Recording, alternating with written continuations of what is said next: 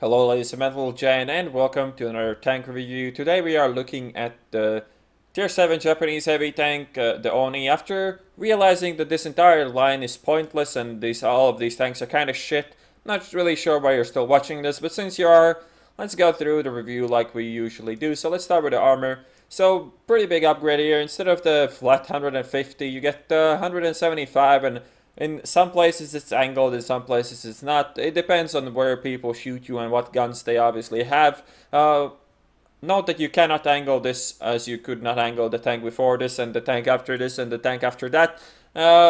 Because you don't have any side armor, so go fuck yourself. The two cupolas are actually weak spots now because the rest of the tank is slightly thicker than these two, but these two will make it quite easy for everything that has 175 plus pen. Well, it depends if they roll lucky or not to pen these two giant cupola-looking turret-like thingies, so it shouldn't be a problem. Also, angling your tank will mean that it's gonna expose some weak angles here, but overall, it's a big armor upgrade. There's only two tiny, slightly, well, kind of small weak spots instead of the entire tank being a giant weak spot, so that's definitely a plus. The turret also pretty good news here. You get 200 frontal, which at tier 7 is pretty healthy. You get a really healthy gun mantlet as well. Not really gonna bother to even go through those armor values. It's healthy enough. And then the cheeks of the turret are also 150 millimeters and they're angled really well. So I would not really bother shooting this thing in the turret if you can avoid it. And usually you can, because going hull down in this thing is just such a pain in the ass. You have this cupola here for people that don't have enough pen, but it's not the easiest target to hit, and if you don't stand still, that should not be a problem. Other than that, there's not really much to say about the armor. It's still shit on the sides. It's 70 on the top part, 35 on the bottom part. The entire side is made out of ammo rack on both sides frontally, so tracking shot into ammo rack is like your everyday life in Japanese heavy tanks from this tier on, and frontal engine damage also happens quite often. So that being said, let's look at the gun depression. There's not really much to say here. 10 degrees all around apart from the two cupolas where it's 9. It's not really a big deal at all, so I wouldn't really bother with it. But yeah, that's all there is to say about the armor, so let's go into the games. And yes, I did say games, so here's the first game. Before we get into too much action though, let's look at the stats as we always do. So 1550 hit points, way above everything else at the tier as usual. Speed limit forwards 25, backwards 10. 25 is quite generous. I mean, you're gonna reach it on flat grounds when you drive long enough, but it's still pretty generous. 105 ton load limit. Again, everything you can ram, you should try to ram or make them ram you, because usually you're gonna go on top of those encounters. Engine power 1200 horsepower, gives horsepower per ton of 11, which is actually pretty healthy. I believe the soft stats bury it pretty badly though. Well, they don't actually. It's not that bad. The traverse speed is 18, and compared to something like a Tiger P, which is a terrible and utterly useless tier 7 tank, probably even more so than this, the traverse power to weight is actually better on the Oni than on the Tiger P, which I guess just showcases how shitty the Tiger P is. You have a choice of two guns here, the 15cm derp that I'm using now, or the 10cm regular gun that I will be using in the next game. The reload with the 15cm derp is around 17 seconds. There's not really much to say there about it. I mean, it's the same derp, same pen, shitty DPM and shitty aiming time as the derp gun, obviously. The other gun is a bit more interesting though. You have 330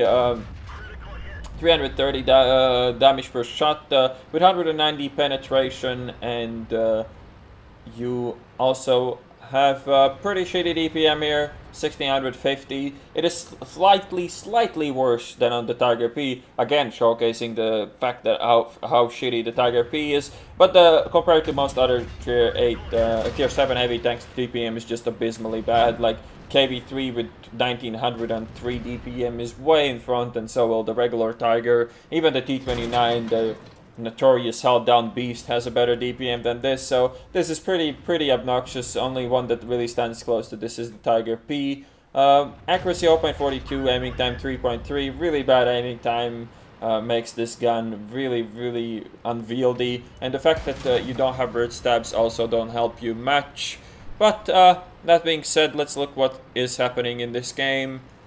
So first of all, being able to just use this gun without really aiming much is a good thing. Really lucky shot on that prototype and did a lot of damage as well. And that's really the benefit of the derp gun. You just try to get your shots without too much aiming. And as you can see, the tank hull down is pretty actually capable of bouncing quite a lot of things. So in theory, it should be a pretty easy ride in the park here for me, and it kind of is so far. And now the Yak Panther 2 wants some action here as well. He doesn't really stand a lot of chances to pen me, and if that shot hit his hull, I probably would have killed him as well. But he had the stock gun also, which didn't help him much. Did take one shot from Artie, which you will a lot. Whenever there's Artie and you're spotted, you're likely to get shot at. Luckily for me, though, he's getting shot by other people. Now this Borsig plays terribly here, and I will punish him for it. You never aim like that. You just fucking drive out a bit more, take your shot without aiming, and drive back, and don't give your enemies chances of shooting you back. That guy literally gave me all the time I needed to aim. I mean, I still was lucky to hit that shot, don't get me wrong, but he made the most effort he could have there to let me kill him like that.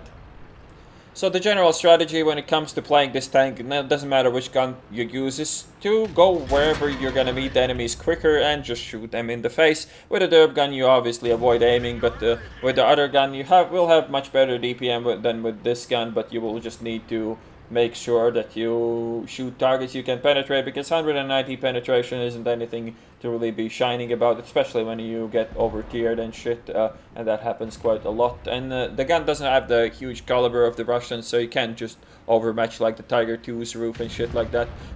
Shooting AP or anything like that from this gun is pretty pointless. The heat with 150 pen can be useful sometimes, but it's extremely situational anyway, so I wouldn't really bother with any other ammo than HE at this tier.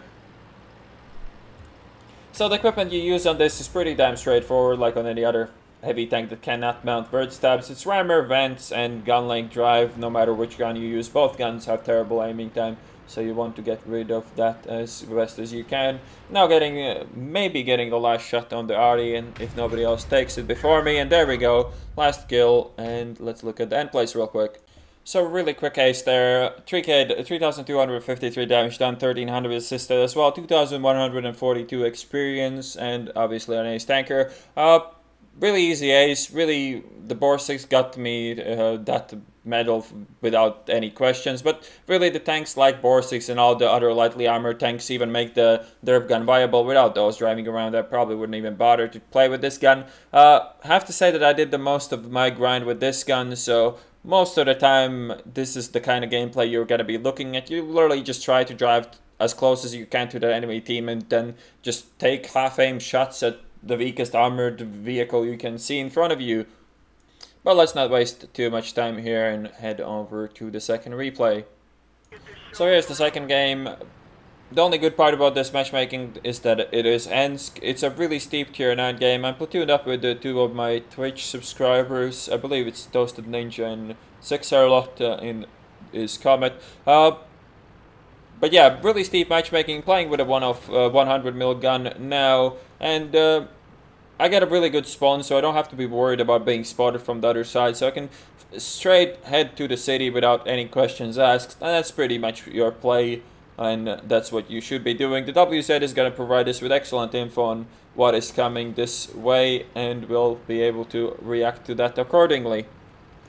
So you do get a gold shell in this tank. I believe the penetration of it is pretty terrible. It's like 220, 230. It's pretty much worthless, and I don't really bother to use it much. If I really need something I couldn't pen, then just load HE, but just know that it's better probably to find another target than to try to force yourself to pen whatever you are trying to pen there, because 230 penning, like if you're facing an Eastern E5 or some shit, you're probably not even going to be able to pen much of that with that amount of pen anyways. So we spotted that there isn't a lot of things here, so I'm going to be putting up the pace here a bit exposed to the flanking, but since the light tank is there and doing pretty good spotting, it's pretty obvious that there is nothing behind me.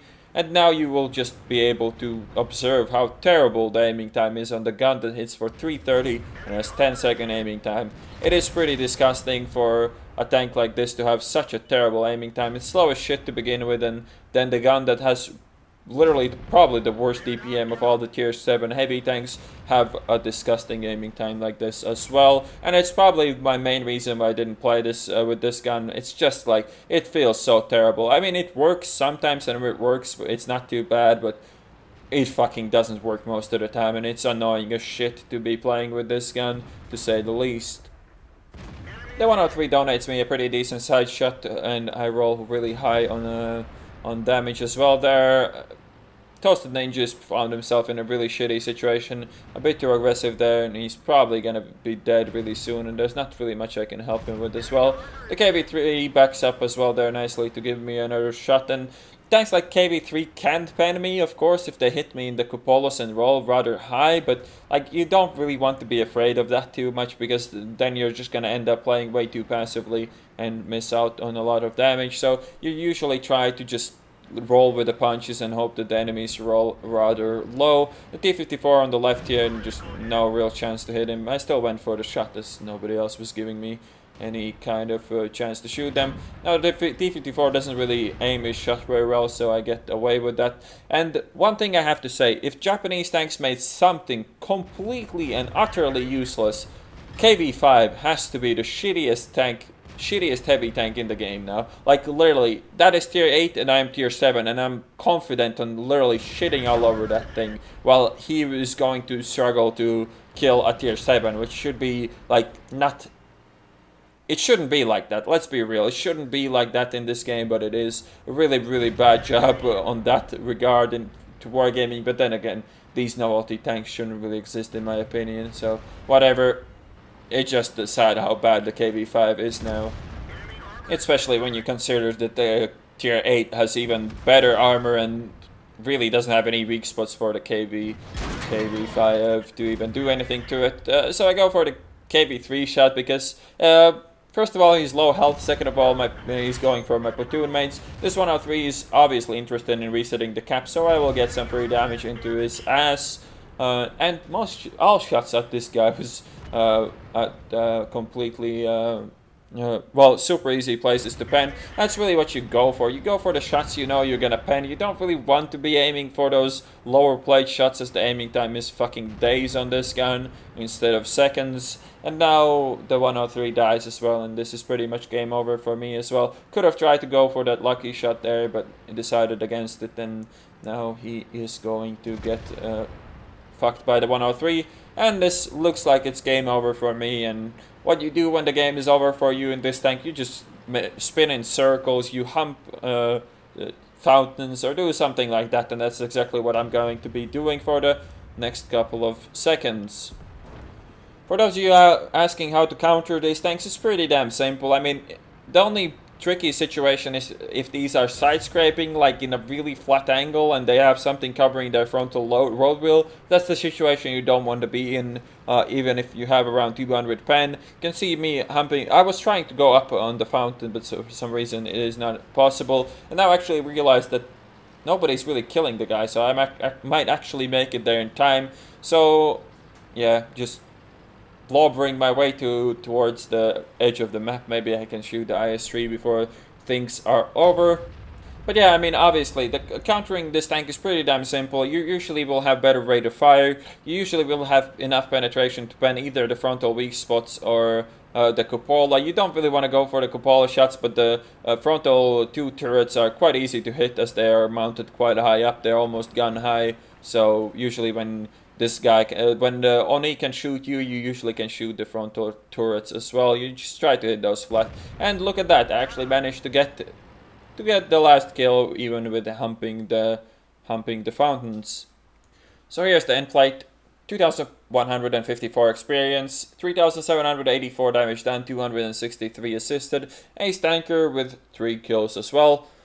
With all these nice things being said about this tank, it still is a giant piece of shit. And these games don't really represent how it's gonna be played out. Most games you're gonna be too slow to get to the enemies. When you get to the enemies, all of them are gonna pen you, and then you're gonna cry every time.